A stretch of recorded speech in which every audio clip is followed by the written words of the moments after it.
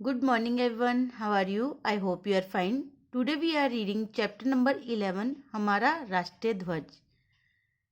आप हमारे राष्ट्रीय ध्वज के बारे में जानते हैं? Yes, very good. क्या नाम है हमारे राष्ट्रीय ध्वज का? तिरंगा। तिरंगा तिरंगा से ही हमें समझ आ रहे हैं कि इसमें कितने रंग होते हैं। 3 रंग होते हैं। ये देखिए हमारे झंडे को, इसमें कितने रंग हैं? 3। सबसे ऊपर कौन सा होता है? केसरिया, फिर सफेद और फिर हरा, और इसके बीच में ये क्या है? ये अशोक चक्र है, अशोक चक्र। और इसकी कितनी तिलियां होती हैं? ये 24। Very good. ओके, तो हम इस पार्ट को रीड करते हैं। देखिए, आप मेरे साथ स्पीक कीजिए। अध्यापक: प्यारे बच्चों, बताओ हम अपने राष्ट्रीय ध्वज को क्या कहते हैं?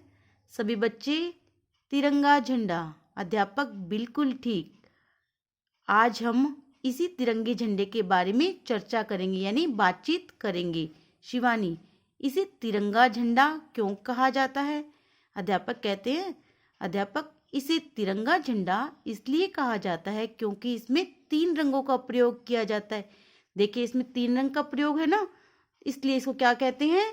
तिरंगा झंडा कहते हैं। बच्चों, तुम देखती हो कि इस झंडे में 3 रंग की पट्टियां हैं। ये तीनों पट्टियां हमें अलग अलग बातों का ज्ञान कराती है। ठीक है। अशफाक अशफाक क्या कहते हैं? जी हाँ, इसमें सबसे ऊपर केसरिया रंग की पट्टी दिखाई दे रही है। जैसे आपको मैंने बताया था, सबसे ऊपर कौन सा रंग है? केसरिया रंग। केसरिया रंग की पट्टी दिखाई दे रही है। शिप्रा: अध्यापक जी, इस केसरिया रंग की पट्टी यह केसरिया रंग की पट्टी क्या बताती है? अध्यापक: बच्चों, केसरिया रंग वीरता और बलिदान का प्रतीक है। बताइए, केसरिया रंग किसका प्रतीक है? वीरता और बलिदान का प्रतीक है। पुराने समय में वीर सैनिक केसरिया वस्त्र पहनकर युद्ध करते थे। पुराना जो समय था, उसमें जो सैनिक थे वो कौन से वस्त्र पहन के युद्ध करते थे? केसरिया वस्त्र। इसलिए ये क्या है? केसरिया रंग वीरता और बलिदान का प्रतीक है।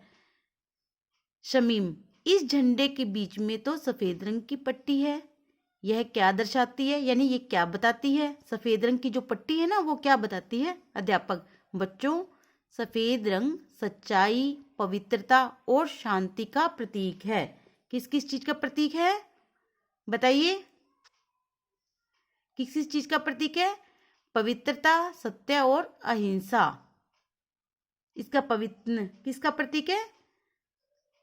सत्य, अहिंसा और शांति का पुजारी भी है, और सच्चाई और पवित्रता और शांति का प्रतीक है। प्रतीक क्या होता है? रूप। किसका रूप है? शांति का। पवित्र यानी शुद्धता का, सच्चाई यानी सच का। ओके।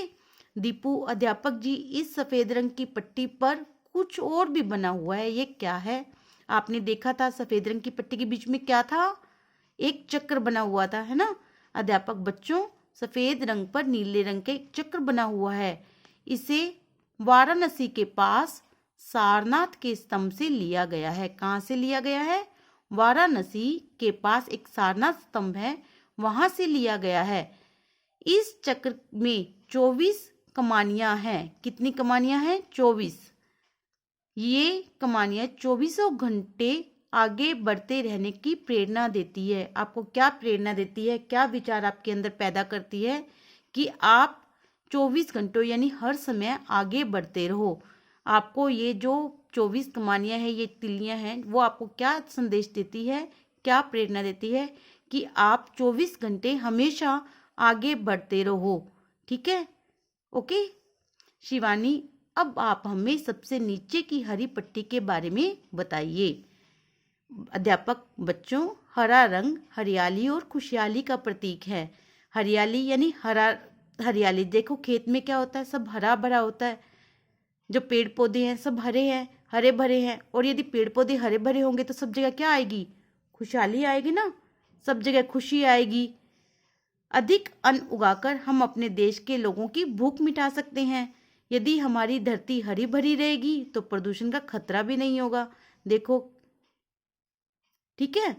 हरा रंग किसका प्रतीक है? हरियाली और खुशहाली का प्रतीक है, क्योंकि यदि हरियाली होगी तो हमारी जो हरी भरी धरती है वो हमारी जो धरती है वो हरी भरी होगी, और उससे क्या होगा, यदि पेड़ पौधे होंगे, धरती हरी भरी होगी, तो प्रदूषण भी नहीं फैलेगा। बच्चों, राष्ट्र ध्वज को फहराते समय हमें कुछ बातों का ध्यान रखना चाहिए। अब आप भी ध्यान रखिए, समझिए इस चीज को। इसकी केसरिया रंग की पट्टी हमेशा ऊपर रहनी चाहिए, ठीक है।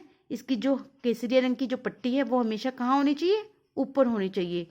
जब कई अन्य झंडे फहरा रहे हो तो राष्ट्र ध्वज को सबसे ऊपर रखना चाहिए। जो हमारा राष्ट्र ध्वज है यानी तिरंगा है, उसको सबसे ऊपर रखना चाहिए, क्योंकि ये हमारा देश का प्रतीक है ना, इसलिए इसे कभी भी फटी अथवा गंदी अवस्था में नहीं फहराना चाहिए, यानी कि ये साफ सुथरा होना चाहिए और फटा हुआ नहीं होना चाहिए। संध्या के समय इसे उतार लेना चाहिए, यानी शाम होने के बाद, सूरज ढल जाने के बाद झंडे को उतार लेना चाहिए। हमें राष्ट्रीय झंडे का सदा सम्मान करना चाहिए। सम्मान यानी आदर करना चाहिए। हमारा जो राष्ट्रीय ध्वज है, तिरंगा है, हमें हमेशा इसकी इज्जत करनी चाहिए। ओके, समझ में आया?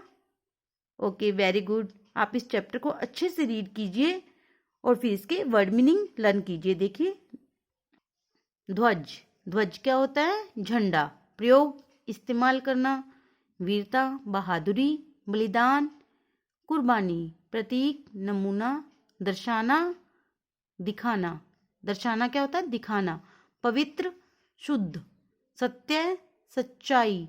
चक्र, पहिया। प्रेरणा, अच्छे विचार पैदा करना। प्रेरणा क्या होता है? अच्छे विचार पैदा करना। राष्ट्र, देश, सम्मान, आदर। सम्मान क्या होता है? आदर।